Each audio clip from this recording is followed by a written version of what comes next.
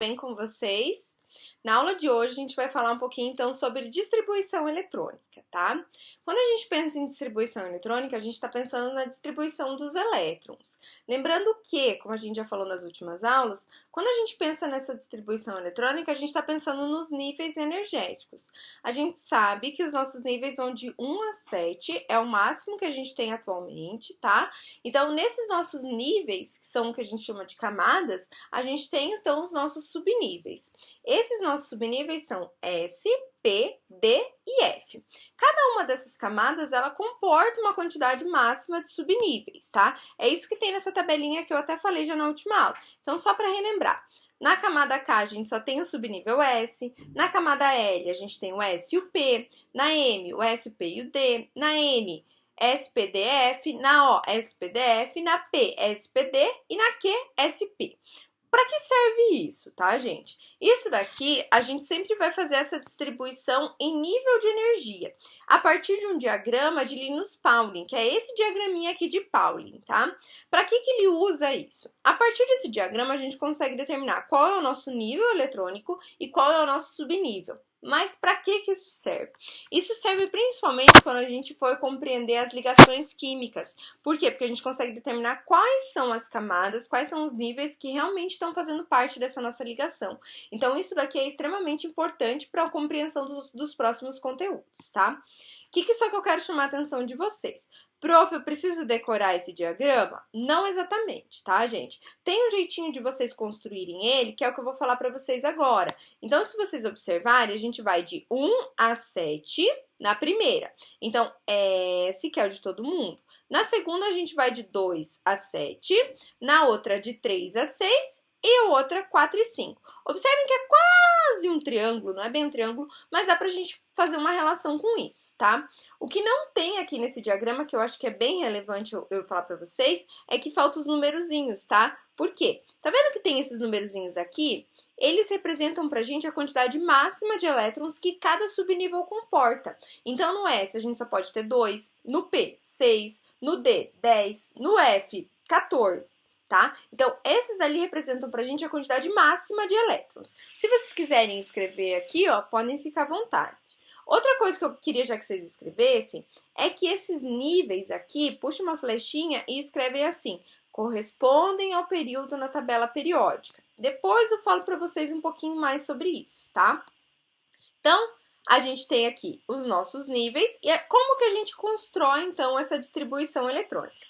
Então, a gente sempre vai começar lá com um elemento químico, nesse caso aqui é o cálcio, que tem número atômico 20. Quando a gente pensar num átomo que é eletricamente neutro, significa que a quantidade de prótons é igual à quantidade de elétrons, ou seja, a quantidade de carga positiva é igual à quantidade de carga negativa. Significa o quê? Se eu tenho o número atômico dele, eu tenho o número de prótons. Consequentemente, se ele for neutro, eu também tenho, então, o nosso número de elétrons, tá? Então, a gente sempre vai usar o nosso número de elétrons para fazer essa distribuição. Então, observem o que acontece aqui. O nosso elemento químico cálcio, o próprio enunciado está dizendo aqui pra gente que ele tem número atômico 20, tá? Como que eu vou fazer isso? Então, aqui eu tenho toda a minha distribuição eletrônica do Linus Pauling e é ela que eu vou usar. Eu vou abrir essa daqui, que é uma que eu produzi, que eu acho que fica até um pouquinho melhor de vocês visualizarem, por um motivo muito simples, tá? Que é qual? Aqui eu já tenho os meus números, enquanto aqui eu não tenho. Então, ó, 1S2, 2S2, e aqui já tenho os números. Tanto na apostila, tanto nessa minha aqui, tá vendo que eu tenho umas linhas quase na diagonal? É essas linhas que a gente vai seguir para fazer a distribuição eletrônica, tá, gente? Então, não é simplesmente vir aqui pá, reto, reto, reto. Não, eu vou sempre ir na diagonal. Eu só posso ir para o próximo depois que esse meu nível aqui estiver preenchido, ou seja, com 2. Como o meu cálcio ele tem número atômico 20, significa que ele tem 20 elétrons. Então, quando eu for fazer a distribuição eletrônica, significa que a quantidade de elétrons tem que ser igual a 20. Onde são esses elétrons? Esses elétrons são esses numerozinhos que estão justamente em cima aqui, tá? Que estão todos em rosa. A soma desses numerozinhos que estão grifados em rosa tem que ser o valor do número de elétrons. Então, observe. Meu cálcio tem número atômico 20, então significa que ele tem 20 elétrons. Então, 2 mais 2, 4. Mais 6, 10, mais 2, 12, mais 6, 18, mais 2, 20. Então, esses números que estão aqui em cima, eles correspondem à quantidade de elétrons que eu tenho. Como que você fez essa distribuição? Então, observem aqui o que eu vou mostrando para vocês, tá, gente? Então, como que eu fiz essa distribuição? Usei meu primeiro, então eu vim aqui e usei 2 dele. Vim para o segundo, seguindo aquela minhoquinha que tem ali. Cheguei em mais 2, ó, 2S2.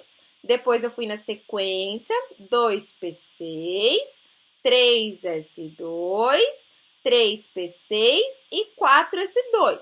Eu parei no 4S2 porque a soma já tinha dado 20. Caso não tivesse dado 20, eu continuaria. Então, vocês vão perceber que, basicamente, os primeiros são sempre os mesmos. Isso não vai mudar. Então, eu sempre vou ter 1S2, 2S2, 2P6, 3S2, 3P6, 4S2, 3D10 e assim sucessivamente. O que é mais importante é vocês seguirem justamente essa ordem da minhoquinha aqui, tá? Não interessa se eu tô lá no 4S2 e eu tenho que pular no 3D10. Eu tenho que fazer isso por um motivo muito simples.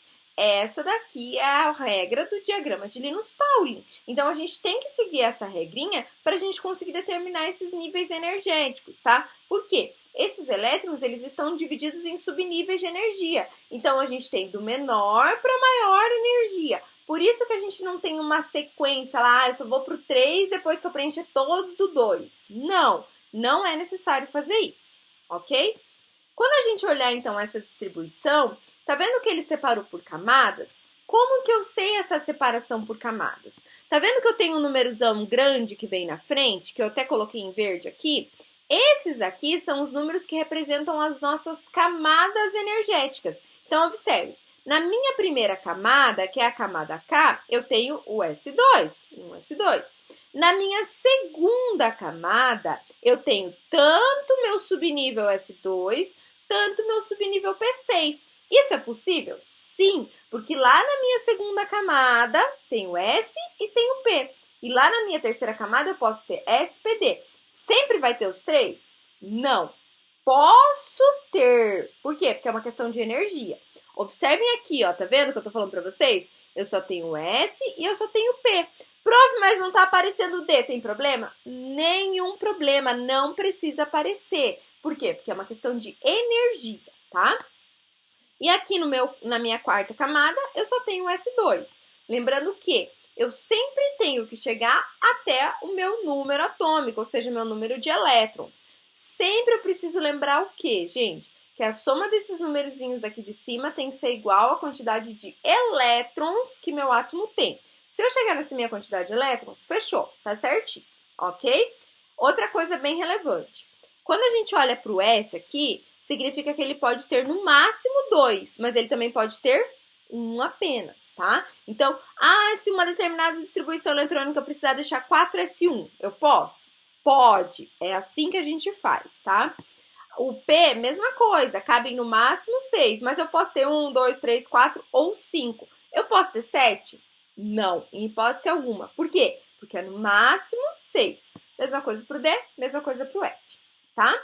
O outro exemplo que ele traz aqui é do elemento químico bromo, tá? Deixa eu achar um lugarzinho para colocar aqui, pronto.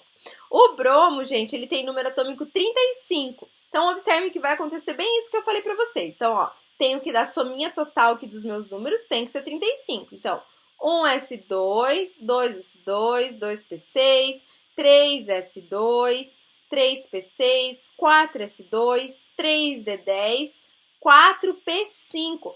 Prof, mas não era 6? Vamos fazer a soma, ó. 2 mais 2, 4. 4 mais 6, 10. 10 mais 2, 12. 12 mais 6, 18. 18 mais 2, 20. 20 mais 10, 30. Então, estavam faltando só 5. Por isso que ele fica 4P5. Ok? Até aqui nas camadas a gente consegue visualizar uma coisa diferente. Por quê? Na camada K eu vou ficar com 1S2, porque é só o numerozão do 1. Na L, vou pegar as duas que tem o 2, tá vendo, gente? Na M, as que tem 3. Prof, mas tem um 4s2 ali no meio. Não tem problema. Por quê? Porque eu estou separando por camada essa minha distribuição eletrônica, tá, gente? Então, por isso que aqui na minha camada M, eu tenho 3s2, 3p6 e 3d10. E na minha camada 4, eu vou juntar tudo que começa com o número 4, fica 4s2, 4p5. Ok, gente? Então, isso daqui é bem relevante da gente considerar. Quero que vocês grifem aqui que o nível mais externo do átomo com elétrons é conhecido como camada de valência, ou simplesmente o que a gente chama então de última camada, ok?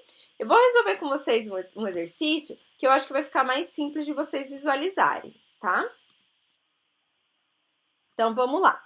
Peguei esse daqui, que é o meu elemento químico carbono, número atômico 6. Como que eu vou fazer essa minha distribuição eletrônica, tá, gente? Significa que eu tenho que chegar até 6. Então, vamos lá. 1s2, 2s2. Quando eu fizer essa soma 2 mais 2, eu tenho 4. Então, tá faltando só 2.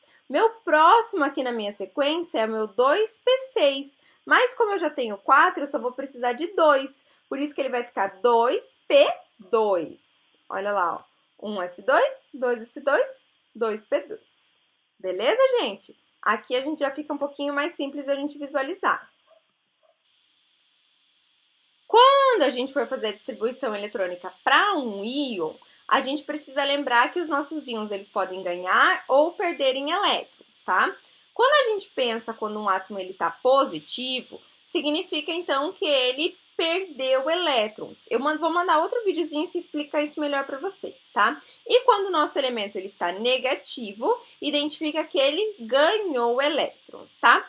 O númerozinho que está junto com essa carga identifica pra gente quantos elétrons ele ganhou e quantos elétrons ele perdeu, tá? Então, quando a gente olha o Na, número atômico 11, essa distribuição eletrônica aqui é quando ele está eletricamente neutro, ou seja, a quantidade de prótons igual a quantidade de elétrons.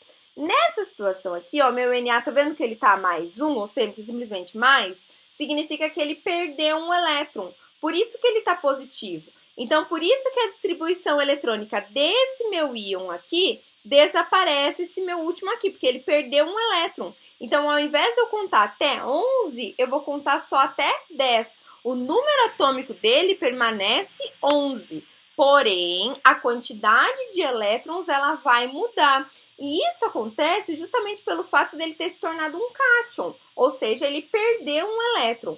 Então, sempre que aparecer lá uma carga, significa que esse nosso átomo ele não está eletricamente neutro. Então, a quantidade de cátions e a quantidade de elétrons não é mais igual à quantidade de prótons, tá? Então, observe. Aqui, essa daqui é a minha distribuição para o meu átomo neutro. Puxa aqui, gente, escreve lá, átomo neutro. Essa distribuição eletrônica aqui, ó, é para o meu íon, para o meu cátion, tá? Essa minha situação aqui, ó, eu tenho 2 menos distribuição eletrônica do meu elemento químico neutro, ou seja, quantidade de prótons igual a quantidade de elétrons. E nesse que eu tenho aqui embaixo, tá vendo que eu tenho menos 2? Significa que ele ganhou 2 elétrons. Então, o número atômico permanece exatamente o mesmo, mas a quantidade de elétrons ela varia, justamente pelo fato dele ter recebido 2 elétrons. Então, se ele recebeu 2 elétrons, observem que de 4 ele vai para 6. Por quê? Porque ele ganhou 2 elétrons. E aqui, tá vendo que essa minha última camada, ela sumiu? Por que ela simplesmente sumiu? Porque ele perdeu esse 1 elétron. Então, se não tem nada, some, ele desaparece. E aqui, ó, gente, tá vendo que ele ganhou? E aí, ela foi até 6. Prof, mas beleza, o P cabe 6, por isso que coube 6. Tem como ele aumentar uma camada? Isso não vai acontecer, tá, gente? Então, se esse daqui ganhasse, eu teria que colocar lá 3S1? Não, isso não vai acontecer. Ele vai ganhar apenas o máximo que vai caber dentro daquela camada, ou ele pode simplesmente perder aquele elétron e deixar de ter a camada. Beleza? Eu vou mandar outro videozinho para vocês que vai mostrar bem esse esqueminha ali do que é um cátion, o que é um ânion, como que ele vai se formar a partir disso. Beleza? Beijo, espero que tenham entendido.